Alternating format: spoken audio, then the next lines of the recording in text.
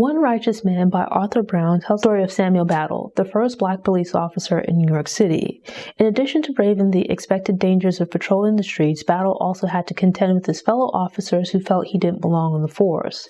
Over his decorated 40-year career, Battle would fight crime but also discrimination and sabotage within the department.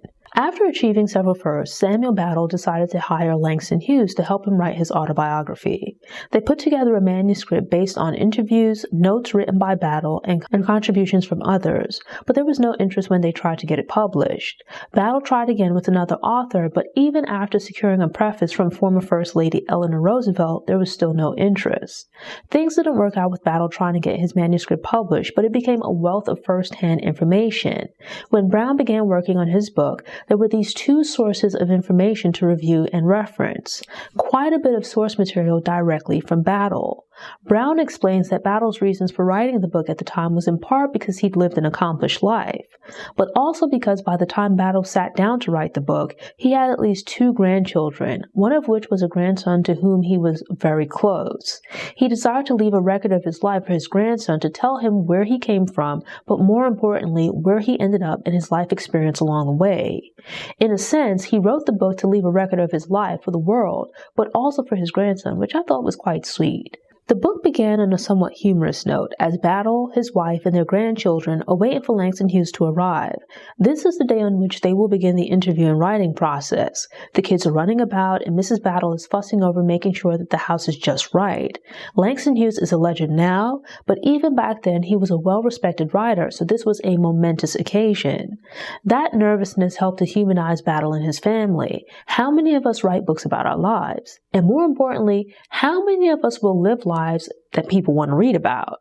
Here is this man who's done incredible things in his life, but he and his family are nervous about this famous author coming to visit their home. It's kind of amusing though, because by the end of the writing process, the rest of Battle's family would be annoyed by the presence of Hughes. The biography begins with some insight into Battle's childhood, but that portion of the book, while insightful, is relatively short. His mother had been born into slavery, but had very light skin as a result of her father being a white man. Battle's father was fully black and had also been enslaved. Together, they tried to achieve some degree of stability and took great pride in their freedom. Battle was the 22nd of his father's 26 children. 11 of the children were from previous marriages or relationships, and the remaining children were conceived with Battle's mother. It sounds like his dad was a pretty decent man, and that despite having all of these children, he was present and played an active role in all of their lives. He raised them in the church with a firm sense of discipline, but was not a harsh man. Yet given the time, there were some questionable exchanges between father and son. To give some context, it should be noted that Battle was a huge baby. He weighed about 16 pounds at birth. He would grow up to be a very large man and was very big as a child. As a boy, he came across a group of white boys playing marbles and asked to join the game, and they didn't just reject him, but replied quite rudely. Battle reacted to the insult by slapping the boy who owned the marbles. Given the time, and with this being North Carolina, the incident, despite taking place between kids, could have become a really big thing. Instead, the boy who had been slapped visited Battle's home with his father to speak with Battle's parents. To smooth over the situation, Battle's father offered the boy and his father the option that either one of them could beat Battle as punishment. But hearing this, Battle stood up to his father and refused to take a beating from either of these people. He reasoned that he'd allow his father to beat him, but would rather die than let these strangers lay a hand on him. I don't think Battle deserved a beating, but it boded well for the future that he recognized when he did wrong and was willing to be disciplined, yet was also willing to stand up for himself. It shows that even at a young age, he'd already developed a set of principles. It also shows the type of father that Battle's dad was, in that he acknowledged Battle's reasoning and had a conversation with him after. He explained to Battle that this was just a marbles game, and there was no need to push into where he wasn't wanted. This was a purely social situation, and not something important like a job, school, etc. If they didn't want to play with him, he should have just found someone else to play with or something else to do. It says a lot that his dad acknowledged his views, recognized his error, and took the time to speak with him and offer advice. In comparison to other parts of the South, conditions were a bit better for Black people in the area where Battle grew up in North Carolina, but things still weren't great as opportunities for Black people were very limited. After the Civil War had ended, it was back to business as usual, with the only difference being that the Black people were no longer owned by the white people. As Browne phrases it, after the war, the white people just returned to their homes and the social hierarchy was relatively unchanged. Wealthier white people were on top, poor white people in the middle, and Black people, regardless of income or social standing, were at the bottom. Once the Black young man reached a certain age, there was nothing else for him in the area. Job options were limited, and there were no opportunities for Battle to further his education. He first left home and went to live with an older brother with plans to finish high school and attend college, after which he hoped to become an attorney. Unfortunately, that brother passed away, but the experience had some positives. His brother's house was frequently visited by lawyers and other Black professionals. Back in his hometown, there were few examples of how to build a career or progress into higher positions. In the brief time the Battle was with his brother, he was exposed to more examples of possibilities, which allowed him to dream and think bigger. Returning to his hometown, everything seemed even smaller. He'd seen Black professionals and Black people living successful, comfortable lives, and going home allowed him to see even more clearly just how limited things were for Black people. Thus, while still in his mid-teens, Battle decided to leave once again, but this time he aimed for New York. His mother had some family members who lived in Brooklyn and operated a successful horse cart business. When they came to visit, they were dressed nicely and could afford things of which local Black people could only dream. Being only 15 or 16 years old, his parents were a bit apprehensive about their young son picking up and moving to the big city. They were born and raised in this part of North Carolina, so locally hadn't visited or at least spent much time elsewhere. But I think it was pretty cool that while being uncomfortable, they still supported his dreams. Battle didn't have to sneak off, but they also didn't just put him on a train and wish him luck. Instead, Battle's mom made the journey with him to New York to help him get settled. Traveling from North Carolina brought Battle into contact with even stricter forms of segregation. There were barriers in his hometown, but they were less readily visible. Moving through Virginia, similar barriers were more blatantly displayed. That's where he first saw segregated waiting rooms at train stations, and despite paying a regular fare, he and his mom would be squished into raggedy segregated train cars. To make his mother a bit more comfortable, Battle dipped into his money to pay for better accommodation. While his hometown wasn't as bad as the surrounding areas, things were getting progressively worse. They were coming to par with institutional racism and segregation that was now the norm in other parts of the South. Hoodlums, referred to as the red shirts, would ride through the area around elections to intimidate Black people. While Battle was living in his hometown, there weren't blatantly segregated facilities and resources, but just a year after he'd left, the town began implementing some of those measures. It would turn out that he'd left at just the right time. Much of the history of Black people in New York City during the early 1900s focuses on Harlem. Having been born and raised in Brooklyn, I thought it would be interesting to learn about what it was like for some Black people living in Brooklyn at this time. But Battle just spent a few days in the area before moving to other parts of the Northeast in search of work. Instead of focusing on Brooklyn or even New York City, you get a wider view of life and work in the region, or at least for Black people. As would be later experienced by Black people during the Great Migration, things were arguably better for Black people in the North, but that's only in comparison to their immense difficulties in the South. For example, there's a quote from a Brooklyn school principal who explained how limited the options were for his students as they were nearing graduation. The students at the school in Brooklyn were able to attend school up to the high school level, with some then going on to college. Black youths in the North were a bit more fortunate than Black youths in the South because they had the opportunity to somewhat more easily attend school. Yet for a lot of those who completed high school, the most they could hope to aspire to would be jobs as bellboys and other positions along those lines. A lot of the more lucrative types of professions and careers were closed off to them. Thus, even after obtaining a rather advanced education for the time, they still had very limited options for moving forward and achieving progress. It remains unfortunately relevant in the present that at the time there had been several incidents concerning Black people and the police. As with overseers and slave patrollers in the South during slavery, the New York City Police Department, the NYPD, was largely comprised of Irish and other white immigrants. These police officers were very aggressive and abusive towards the Black population. There were reports of individuals being attacked and severely beaten. In one instance, there was a riot and multiple Black people were dragged off streetcars and viciously attacked. There was also an attempted lynching. Thomas Fortune was living in Brooklyn at that time and had quite a presence in the area. Hoping to bring about change, Fortune and others from the Black community thought it might help to have Black officers join the all-white police department. With his encouragement, 3 Black men made early attempts to join the police force of Brooklyn, but faced a lot of difficulties. They had to navigate various minefields just trying to gain admission into the police department. This consisted of an entrance exam followed by a physical, but that was the relatively easy part. Once they passed the admissions requirements and received assignments, they found that they weren't tasked with doing the type of police work that might be expected of a rookie. After going through all of that rigmarole for the shot at a better job and the chance to make a difference, they found themselves not out on patrol, but instead working as doormen or other service type positions. In addition, they had to contend with passive-aggressive discriminatory treatment from their fellow officers. Of Brooklyn's first Black recruits, some fell to the wayside. Imagine in the South is stiflingly oppressive and openly hostile. You move to the North because you've heard that things there might be a bit better. You arrive and don't feel the constant open threat of violence, which is an improvement, but you still find yourself having to work within parameters and limitations that have been constructed to hold you in check solely based on your race. Reading about various facets of Black history in America, there's a constant sense of striving, pushing, and doing all you can to make progress, only to have society constantly working to keep you trapped at the bottom.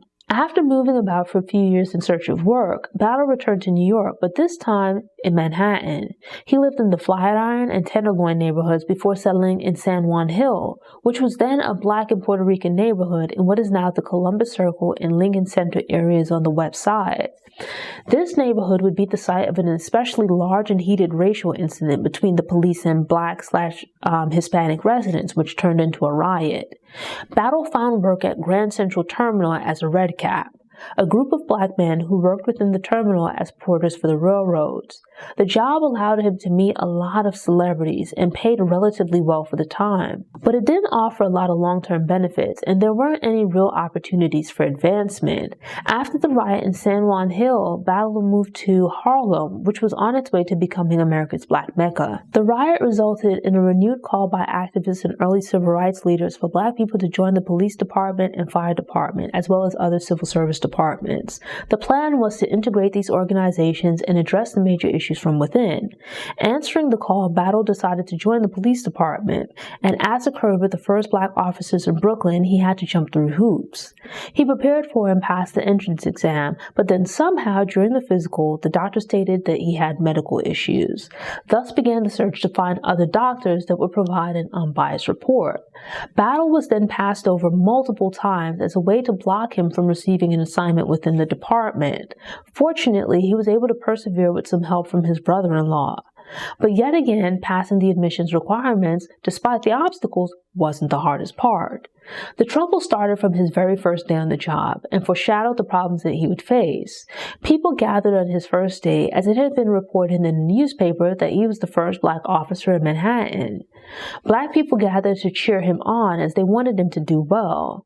Some white people showed up out of curiosity, but some of the other white people who gathered had a problem with his appointment and called him the N-word as well as yelled other insults. Being a police officer is a dangerous job, but the risks are multiplied when you're working with other officers who don't want you on the force.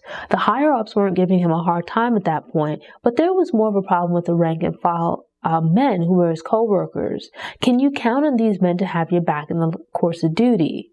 They were petty and used passive-aggressive tactics in an attempt to socially ostracize him. None of the other officers would talk to him, and they tried various tactics to get him in trouble with hopes that he would be fired.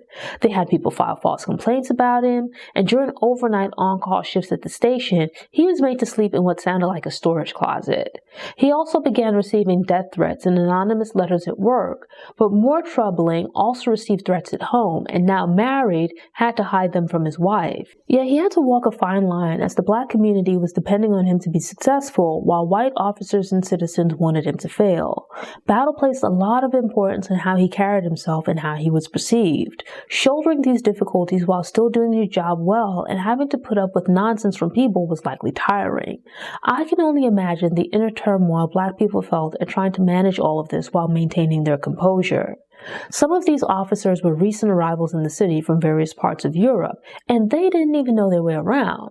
They arrived in America and were given all kinds of opportunities that weren't being offered to Black people who had been born and raised in the country. Yet one of the very first things they learned was how to be racist toward Black people. While the book is about Battle and his experience as a police officer, it's necessary to also tell the story of the police department. The story of the police department is rather brief, but ties into its connection to City Hall, from which it got its power and authority. If you've ever seen Gangs of New York or anything else about Tammany Hall, then you'd be aware of New York's history of like corrupt politicians, public servants, etc. There's some discussion of Boss Tweed and the future president, Teddy Roosevelt. This part of the book was a bit difficult to follow because there were so many names and events discussed in like a short space of time, but it still managed to be very interesting. It would make quite the political and legal thriller. There's a lot of wheeling and dealing, and not only do you have corruption within the police department, but politicians are involved as well. I have no personal interest in politics as far as like wanting to serve in any political office, but I do have an interest in the like development of policies, and political strategies and maneuvers can be interesting. The different factions battling for political control, combined with countless scams, rackets, and scandals, became a page turner. Watching movies about the mob or like shows like Narcos, it can be difficult to tell who the criminals are because they're sometimes operating with assistance from law enforcement. The criminals are often paying off the police, lawyers, and judges while providing financial backing for politicians. And here comes Battle, arguably at the right or wrong time, who finds himself in the middle of all this activity. He was called into service as part of an investigative squad and participated in like raids and whatnot. The more that I read, the more I'm learning that a lot of the things that people do nowadays is no different from what people were doing in the past. Despite impressions given to the contrary, seemingly everything we do now has already been done. In this case, back in the 1910s and 1920s, they were having what's referred to as like stag parties, which are like bachelor parties, pretty much. There were strippers and like illegal for the time activities taking place. So here are these big shots and upstanding citizens being arrested and carted off to jail for looking at like strippers and carrying on at wild parties. This is just one example of several entertaining investigations. One Righteous Man focuses on Battle, but touches on some of the Black men who face similar challenges joining other public service departments. There was another guy who like either joined the police department or after Battle, or like he might have integrated the fire department. But again, there was this thing of tolerating ill treatment until he couldn't take it anymore. It might not be right, but I was glad when he finally got tired of the nonsense from his co-workers. Like Battle, he was a physically strong man in his prime who I believe knew like some kind of, it was like martial arts or fighting style. Right? And the thing with bullies is that they're just another facet of cowardice. Many bullies only want to talk loud and tough, but don't want to fight. Some only pick on people they feel won't fight back. And many others are only tough as part of a group, but lose their nerve on their own. They felt comfortable trying to bully him when like they were being backed up by others. But when he called them out to fight, it was a different story. The bullying stopped after he tossed a couple of people around and emerged victorious. Having relocated from the South when he did, Battle came to New York with fresh eyes and lived in the city during a pretty interesting time in American history. Black people had been living in New York as there had been like white people in New York since before the Revolutionary War. But when Battle arrived in New York City, it was still like the early days of the Great Migration. Harlem in particular had yet to become the Black Mecca of later years. Slowly but surely, you read about him moving through the different neighborhoods and making his way to Harlem and later the Bronx. His journey charted the migration of Black people from various parts of Lower Manhattan north as they were like forced out of some neighborhoods and then also just moved in search of better housing. Some of these neighborhoods would become predominantly Black and Hispanic, but his family was sometimes among the first Black families to move into these areas. I was born and raised in New York City and think of New York as being a large metropolis, but Harlem has only been around for like 120, 130 years maybe. At that point, it was the suburbs and the Bronx was the country. Though to be fair, for quite some time, most people lived in lower Manhattan, 14th to 23rd Street. Midtown to the Upper West Side was like farmland, and beyond that was wilderness. As Battle's career unfolds, he spends years moving through and at times up in the department. Telling his history branches out to other areas because it's affected by like political change, changes within the police department, and general historical events. So like during World War I, Black soldiers were pushing for inclusion in the military, but he also lived through the Red Summer, the Jazz Age, and the Roaring Twenties. There are all of these different eras seen through the life and career of this man. These are topics that I've learned about in school and classes about American history, but touching on these events while telling Battle's life story and how he and his family were personally affected made the events feel more relatable. Honestly, some of these moments from history felt a lot more exciting being told through the life of this individual in comparison to just like a generic telling of this history that typically doesn't focus on or feature any one individual. Yet to be honest, at certain points it felt like there was like a bit too much going on or a bit too much being covered. One of my favorite parts of the book was when Battle was living in Harlem shortly after World War I during the Harlem Renaissance. He was still like a young man, or at least a relatively young man at that time, and was out and about. Reading about him meeting and rubbing shoulders with these other young Black people, some of whom were just getting started in their careers, but would like go on to become legends. It was actually really cool. To then have jazz mixed in sounded like an incredible time and a really cool vibe. I still like the vibe of Harlem in the present, and this is even after it's been watered down a bit by gentrification. It's modern, but its historic past is still in view. If you walk the neighborhood, the vibe is different, but like traces is still there. While reading, I couldn't help but think that this could be incredible if adapted as like a miniseries or even a multi-season show. I feel like it wouldn't work as a 2-hour movie because there are way too many characters and too much stuff going on. Sure, you get the story of Battle's life, but to give context, there are these little brief biographies of some of the other people he interacts with. This also occurs with important figures of the time that he might not have direct contact with, but whose actions and decisions have an impact on his life and or career. This is an immersive book that gives you a feel for what it was like to be alive at this time, especially moving through the streets and navigating these social organizations and the social codes as a Black man. Much of One Righteous Man is about Samuel Battle's time within the police department and his investigation of different crimes.